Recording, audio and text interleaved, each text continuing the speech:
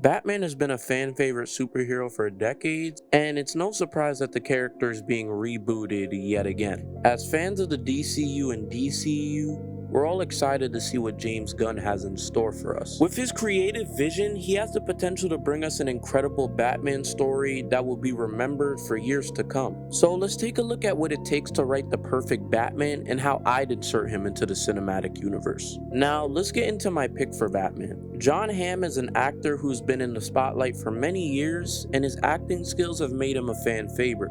He's already portrayed some memorable moments on television and the big screen, but I think it's time for him to take on a bigger role. Time for something more Batman related.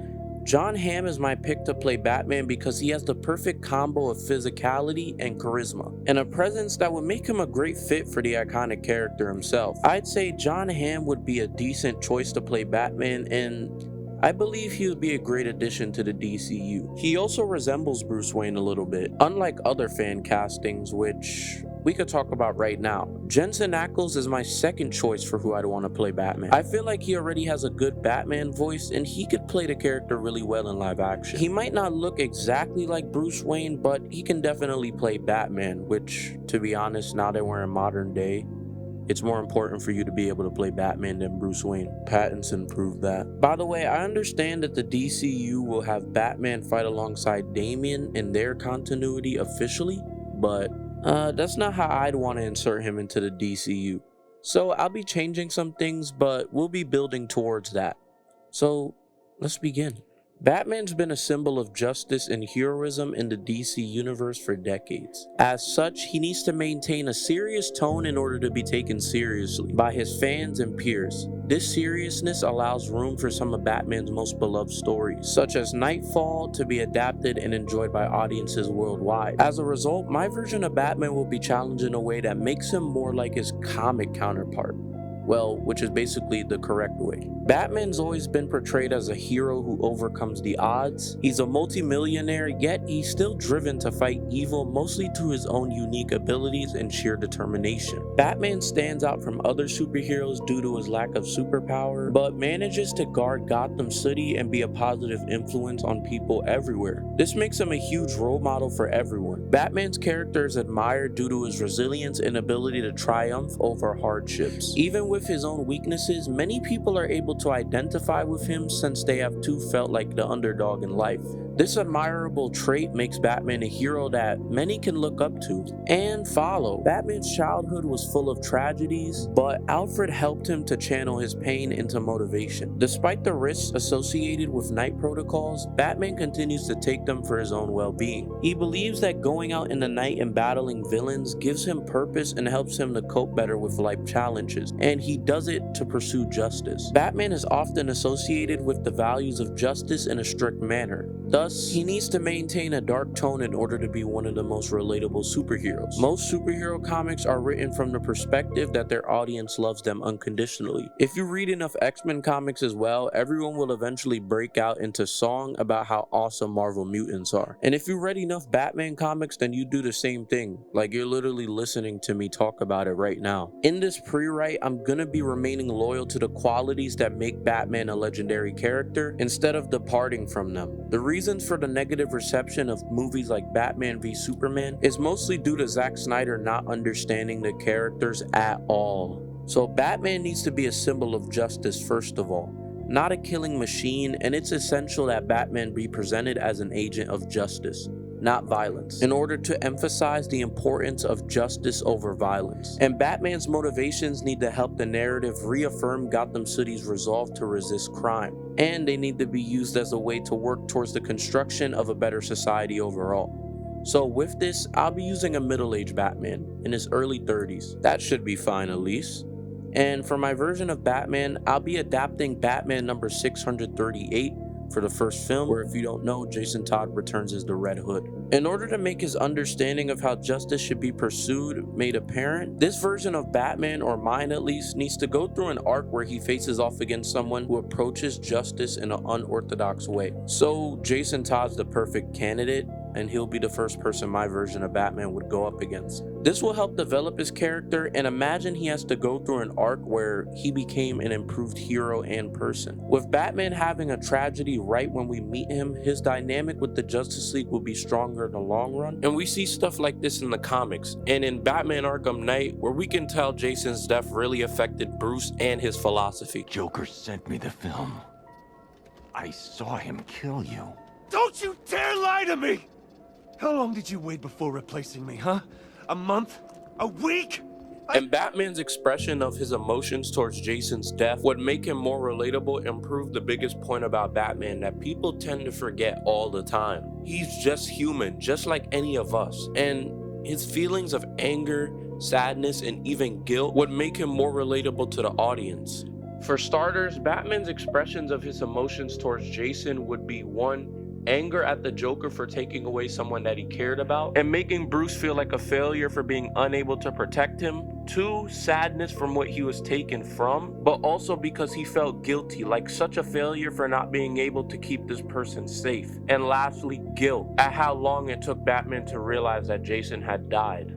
Look at Bruce's conversation with Superman in Batman number 640, for example. It does a good job of building up anticipation for the big reveal as Jason Todd as Red Hood through subtle hints and foreshadowing. Obviously, if a movie like this would go into the theater, we know that it would be Jason Todd if you're an avid DC fan, but for casuals, the reveal will make them connect to Batman when we eventually get to this moment. The momentous reveal of Jason Todd as the Red Hood is a moment that forces readers to ask, why was Batman wrong? And it creates suspense, and it adds a very big stunning effect, while also showing how Batman is such a great character. Batman is someone who always has facts when he talks. He always has something to back up what he says.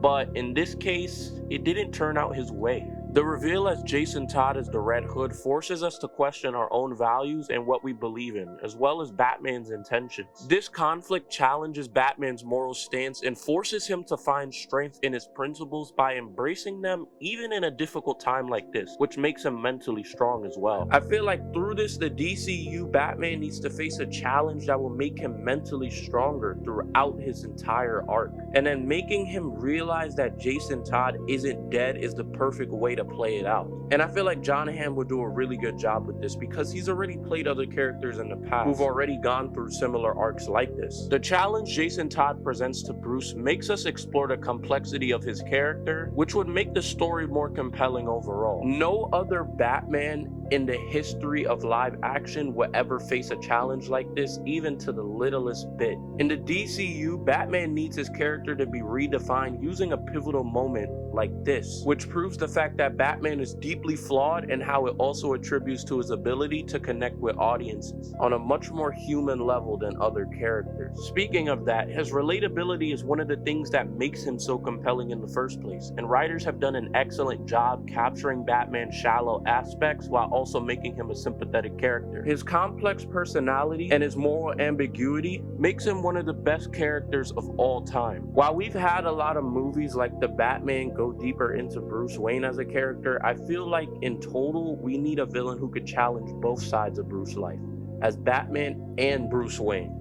And what other choice would there be besides the Red Hood? Someone who's been trained under Batman and understands Batman's philosophy to the fullest, and has been there for Batman's darkest and his higher moments, also being able to see him as Bruce and Batman and attack from both ways. Batman having to go through the battle of perspective with Jason evokes everything I mentioned and more. He's learning how to use beyond what he's thought to be true, and the entire issue was a learning experience for both characters. And imagine after this, the formation of the Justice League around this time, that would truly redefine his character for the better. And his dynamic with other superheroes such as Superman and Wonder Woman adds to his intrigue, as he's the only human in the group with no powers or abilities. And Batman still manages to be a good leader despite this, and that's something that makes him a really good person overall. And for Batman to be coming off an event like Jason Todd's return, it would be perfect because you can introduce the internal conflict that's usually shown in the comics of Batman being reluctant to trust anyone in the Justice Justice League at all. That's something that Zack Snyder didn't understand at all. He butchered the character while trying to imply other members of the Justice League were his equals in the sense of powers and abilities. And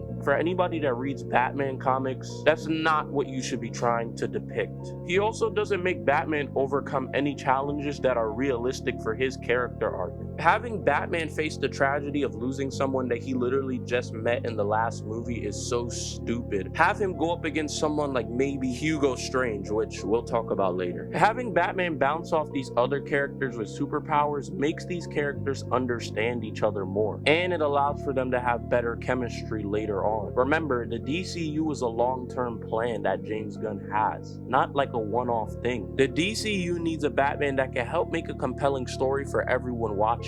A dull, boring old Batman that can barely bounce off the Justice League members who are way younger than him doesn't give us good dynamics, but forced ones, like this, and especially this. The situation with Jason Todd should tempt him to trust anyone else and make him isolate himself to the max. Because of him already failing Jason, it would make him scared to fail anyone else. And we can use other characters like Superman and the Flash to show Bruce that there's another way and convince him to open up. You see fear manifesting in Bruce, and that's how we need Batman depicted, which would set the catalyst for his internal conflict, leaving room for many villains like the Joker or my number one choice, Hugo Strange. I think Hugo Strange would be pretty good for the DCU's Batman because I really want to see Bruce fight somebody that has all types of intellect and challenges him not through regular mental conflicts like the Joker does and make him make choices, but rather Hugo knowing Batman's secret identity and using it against him, forcing him to make the hardest decisions and be confident in them. And with Todd Phillips' Joker already going on, I don't want to see another Joker again. Arthur Fleck already is doing pretty good, so we can wait another like 5 years for a new Joker, man.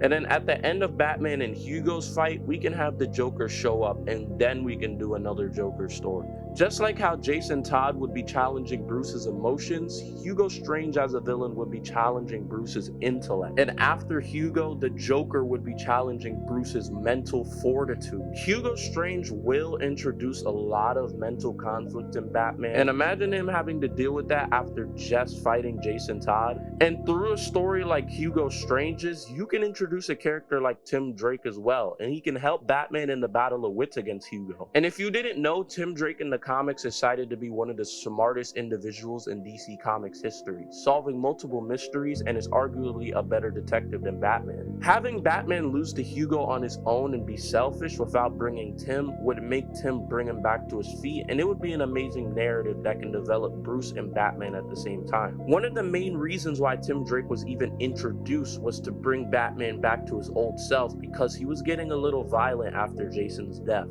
But instead of him becoming aggressive, we can have Batman overcome Hugo's mental challenges and win against him. And with that being said, he's one of the only foes that would give Batman trouble, and it would be cool to see him on screen. And the DCU Batman would have a concluded arc. You can start with the first movie with a Jason Todd storyline showing Batman's challenge of emotions, and in the second movie you can challenge Batman's intellect, and in the last movie up against the Joker you can challenge Batman's mental fortitude, and you can have a really good arc there. A completed story arc where everything is connected and it all makes sense. Now, with that all being said, tell me in the comment section below who you'd like to see play Batman and if you agree with my perfect DCU Batman pitch. Also, like and subscribe. I officially have a new sub goal for you guys as well, and I want you guys to help me hit it, which is 1,000 subscribers. So if you guys can you please hit that sub button? And I know we can do it, guys. We're at 700 right now. And thanks for that, by the way. I really appreciate it. Like, no, I mean it. You guys are amazing. And I always see you guys in the comments giving me overwhelming amounts of support. And I really appreciate that. And while you're at it, share this video with your friends, and Auden out.